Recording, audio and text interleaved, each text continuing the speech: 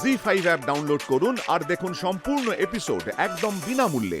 1 2 3 4 5 6 7 8 9 9টাই ছিল তো? তাহলে অল কমপ্লিট।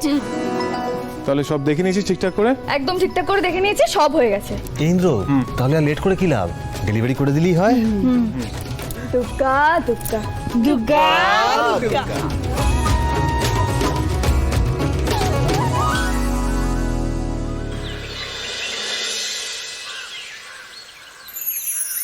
তাহলে ডেলিভারি হওয়া পর্যন্ত দেখা গেল হিসাব করে 1,80,000 খরচা হয়েছে, তাই তো? আরে এত কিছু করেও খরচটা আটকানো গেল না। ওই দেখো কাণ্ড, এক হিসেবের পেছনে পড়ে রয়েছে সবকটা। মিতুল, যা তো সবাইকে ডেকে আনতো। আর ভাল লাগছে না, সকাল থেকে এক হিসেবের পেছনে পড়ে রয়েছে। এক্ষুনি যাচ্ছি আমি, পিসিমণি দাঁড়াও। হ্যাঁ, যা। তাহলে অর্ক ব্যাপারটা কি দাঁড়ালো? 80,000 টাকা লস হলো, এই তো। দাদু, ব্যবসায় লাভ লোকসান থাকবেই। আমরা এই প্রজেক্ট এখন বাদ দিই, ভুলে যাই। নেক্সট প্রজেক্টে আমরা কনসেন্ট্রেট করি, বুঝতে পারলে? সরো, আমি যাই বরং দেখে আসি মায়ের পুজো শেষ হলো কিনা। ঠিক আছে, তুমি যাও, আমি করে দিচ্ছি। ও মাই গড, হ্যাঁ, এত লোকের এত আশা, এত খাটুনি, পুরোটা ঝুপ করে জলেই চলে গেল। 80,000 টাকা লস, ভাবা যায়? আরে এই যে মিতুল সবাইকে নিয়ে এত কিছু করলো, কি ফল হলো বলো তো? হ্যাঁ, লবডঙ্কা। তোমরা খামোখা ওর বুদ্ধির তারিফ করো, বুঝেছো? ওর বুদ্ধি কোনোদিনে তো কোনো কাজে আসতে আমি দেখিনি। না না মামু, মিতুল কিন্তু এবার ওর সবটা দিয়ে চেষ্টা করেছিল। দাদা ভাই, এক মিনিট। বলছি মামু, হ্যাঁ বস। হ্যাঁ, তোমাকে তো সবাই শিল্পী শিল্পী বলে সম্মান করে।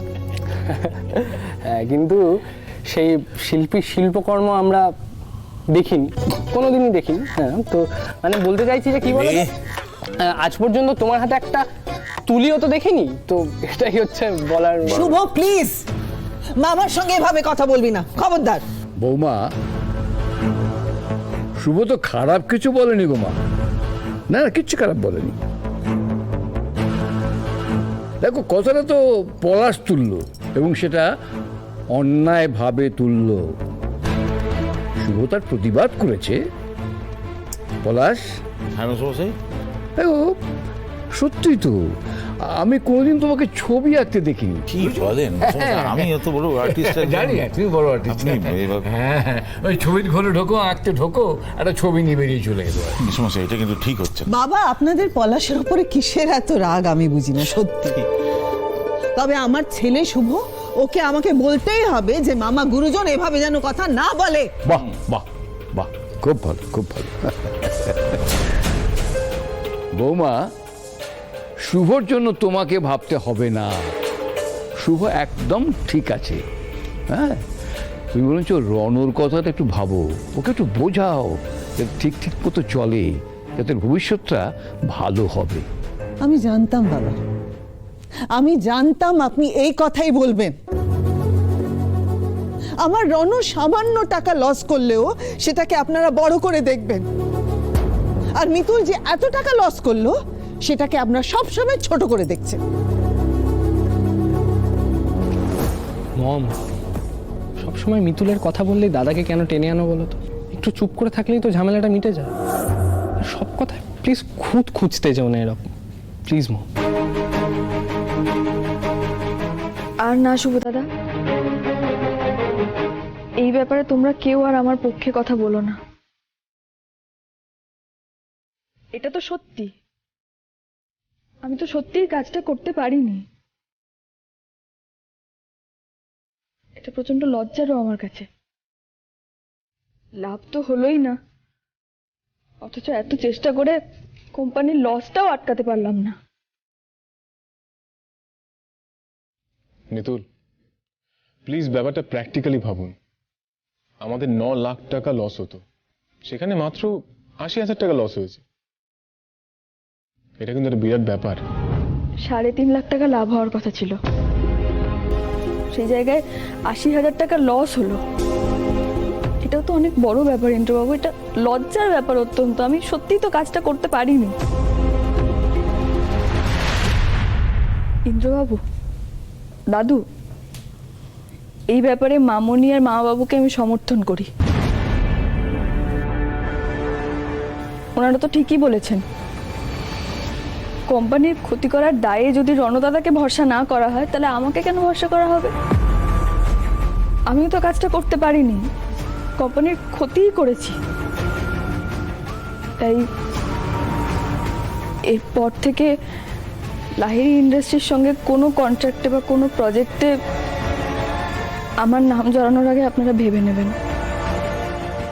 এক্স্যাক্টলি, দেখলেন তো বাবা, আমার কথাই মিলে গেল। কি হলো, এখন সবাই চুপ করে আছো কেন? মিতুল তো নিজের মুখে স্বীকার করলো যে লাহিড়ী ইন্ডাস্ট্রির সঙ্গে ওর যুক্ত হওয়ার যোগ্যতাই নেই। এখন কি বলবে? এখন ওর সঙ্গে সমস্ত যুক্তি খারিজ করে দাও। দেখো ভাগ্নে ইন্দ্র, আমি একটা কথা বলি পরিষ্কার, যদিও আমি তোমাদের বাড়ির কেউ নই, তবু এত বছর যখন তোমাদের বাড়িতেই পড়ে আছি, তখন তোমাদের ভালো বই খারাপটা আমি কখনোই চাইব না। আমি একজন পোড় খাওয়া শিল্পী, আমার অভিজ্ঞতা বলে মাত্র 1 লাখ টাকায় এতগুলো মেমেন্টো কখনোই তৈরি করা সম্ভব নয়। এক্স্যাক্টলি। আর মিতুল তো একটা নয়, একাধিক ভুল করে বসে আছে। প্রথমে 10 লাখের জায়গায় 1 লাখ লিখে চলে, তারপরে মাথায় কি একটা ভূত চাপলো, ইন্দ্রর সঙ্গে 1 লাখ টাকা বাজেটের মেমেন্টো তৈরি করার চ্যালেঞ্জ নিয়ে নিল। বাস, সবাইকে নিয়ে হই হই কাণ্ড বাঁধিয়ে দিল। হ্যাঁ, লাইট, পাখা, ফ্যান সব অফ করে, এসি সব অফ করে এমন হুলুস তুলুস কাণ্ড শুরু করে দিল, এমন সার্কাস শুরু করে দিল যেন মনে হচ্ছে কি না কি হচ্ছে। বাস, হয়ে গেল তো, সব একেবারে ভেসে গেল। উফ, আসতে পারি?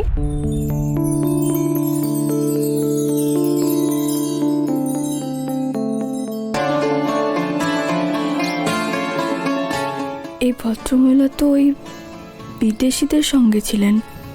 হ্যাঁ আসুন প্লিজ। আমি কিন্তু আজ স্পেশালি মিতুলের সাথে দেখা করতেই এসেছি।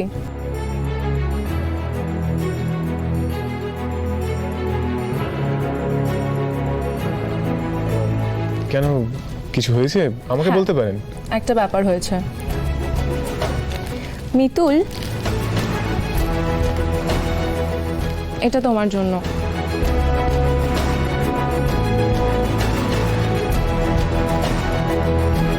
মিতুল, তোমার হাতের তৈরি মেমেন্টো পেয়ে আমাদের বস আপ্লুত। তোমার মতো শিল্পীকে সেলাম।